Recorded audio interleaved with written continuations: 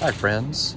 Welcome back to Aging Well, Finding Beauty in the Gray, the podcast, and our senior moments to savor for this week. I'm in my local big box store, and I am perusing some of the aisles and looking at all of the products that help us to feel and look younger. So we have the mustache and beard coloring. Certainly, I have the gray, and for me, I also have the hair growth treatment for men.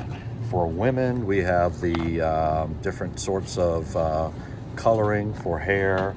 I also came across this dual eye cream, advanced retinol and peptides, visibly lift and reduce wrinkles.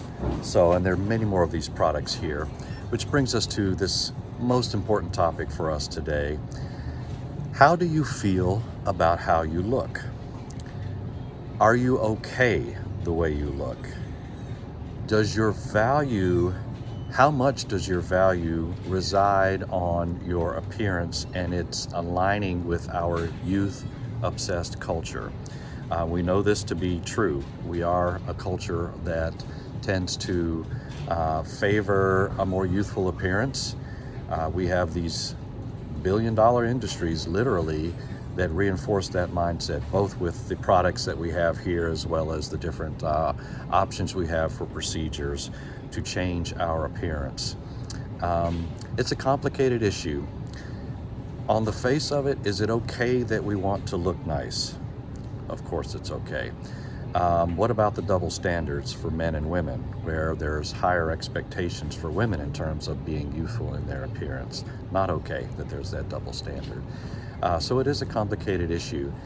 But there's an important question that gets brought into this that I don't think we give enough attention to, and that is, do I have less value if I do not appear more youthful? Do I have less value if I am balding, if I am wrinkled, if I am gray? Am I okay or not to be myself? That's a very fundamental question, because this is who I am. And once again, as I mentioned before, we talk about the idea that I want to look nice. Okay, well, how is that defined, and how much of that is more for myself versus trying to respond to the messaging and the conditioning of the society at large? At some point, we cross a line and we get into the quality and the experience of ageism. And the messaging is, no, you're not okay the way you are naturally appearing as you grow and as you age, that you have to make some sort of change in order to meet a standard. That's really problematic. It's a very slippery slope. It's one that we've been on for a long time. It's interesting to me to think about the pandemic and how that affected a lot of people's experiences, particularly around sense of self and image. Many women I've noticed online within the pandemic decided to go all natural. In other words, they went back to their gray in terms of older women.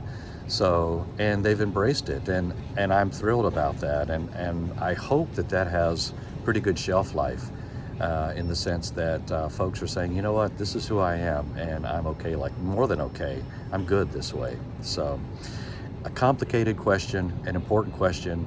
When we don't pay attention, I think we unwittingly reinforce ageism that says, once again, we're not okay as we are, and we have to have these products. So I hope that you will take time to just consider for yourself, how do I feel about myself, the way I am? What is my value, the way I am, without having to subscribe to external standards? Important question for all of us. Thanks for tuning in. I'd love to hear comments. Please post them wherever you're hearing this, on social media or on my website, hughwillard.com. And love to have some conversation and get some other folks' perspective on this. Thanks.